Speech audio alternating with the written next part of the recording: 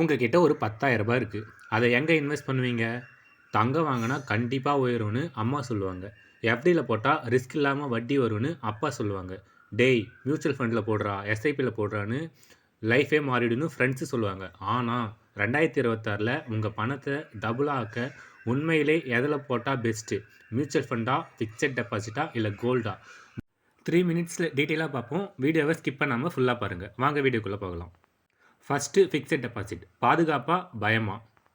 First நம்ம ஊரோட ஃபேவரட்டே fixed deposit தான். 2026ல் பேங்க்கில் எஃப்டியில் உங்களுக்கு 6.5%லேருந்து 7.5% வரலும் வட்டி கிடைக்கும். ப்ளஸ் என்ன, 100% சேஃப்டியாக இருக்கும். பணம் அப்படியே இருக்கும். மைனஸ் என்ன? பணவீக்கம், இன்ஃப்ளேஷன் 5%லேருந்து 6% வரைக்குமே இன்ஃப்ளேஷன் இருக்குது. அது போக நீங்கள் கட்டுற இன்கம் டேக்ஸ் வேறு இருக்குது. வரி போக உங்கள் கைக்கு வர நிஜமான லாபம்னு பார்த்தீங்கன்னா அது 1லேருந்து 2% வரலும் தான் இருக்குமே. இது யாருக்கு செட் ஆகும் அப்படின்னு பார்த்தீங்கன்னா, எனக்கு ரிஸ்கே வேணாம், அவசர தேவைக்கு 1லேருந்து 2 வருஷத்தில் எடுக்க போகிறேன் அப்படின்னு நினைக்கிறவங்களுக்கு எஃப்டி ஓகே. Number 2, gold. தங்கத்தில் நிஜமாகவே சீக்ரெட் இருக்குது.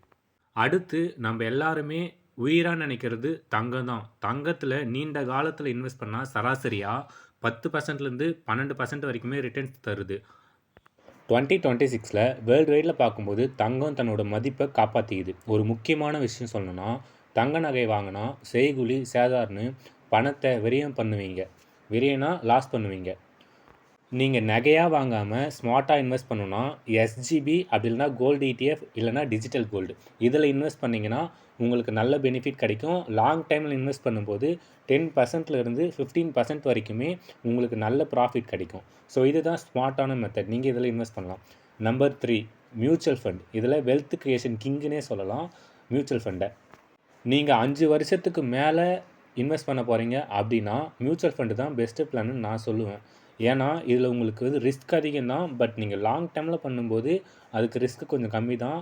ஆனால் ஷுவராக 12%லேருந்து 15% வரைக்குமே நல்ல ரிட்டர்ன்ஸ் கொடுக்கும். ரிஸ்க் இருக்கான்னு கேட்டிங்கன்னா கண்டிப்பாக இருக்குது. ஷார்ட் டைமில் இன்வெஸ்ட் பண்ணால், நீங்கள் லாங் டைமில் பண்ணும்போது உங்களுக்கு அந்த ரிஸ்க் கொஞ்சம் கம்மி தான். ஆனால் நல்ல ரிட்டர்ன்ஸ் கிடைக்கும். ஃபைனல் கன்க்ளூஷன் என்னென்னா, நீங்கள் 50, 30, 20 இது மாதிரி உங்கள் இன்வெஸ்ட்மெண்ட் அமௌண்ட்டை பிரிச்சுக்கோங்க. அதில் என்ன பண்ணுங்கன்னா 50% மியூச்சுவல் ஃபண்டில் போடுங்க, 30% எஃப்டியில் போடுங்க, 20% கோல்டில் போடுங்க. அப்போ 2026ல் எங்கே தான்ப்பா இன்வெஸ்ட் பண்ணுறது அப்படின்னு கேட்டிங்கன்னா, ஒரே இடத்துல இன்வெஸ்ட் பண்ணாமல் 3ஆக ஸ்ப்ளிட் பண்ணி இன்வெஸ்ட் பண்ணுங்கன்னு சொல்ல வரேன். 50% மியூச்சுவல் ஃபண்ட் நீண்ட காலத்து வளர்ச்சியில் வெல்த் நல்லா உருவாக்கும்.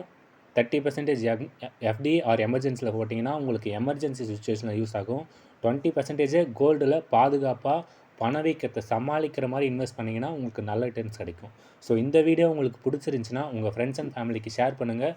மறக்காமல் நம்ம காயின் சேவர் சேனலை சப்ஸ்கிரைப் பண்ணிக்கோங்க. நெக்ஸ்ட் வீடியோவில் பார்க்கலாம். பை.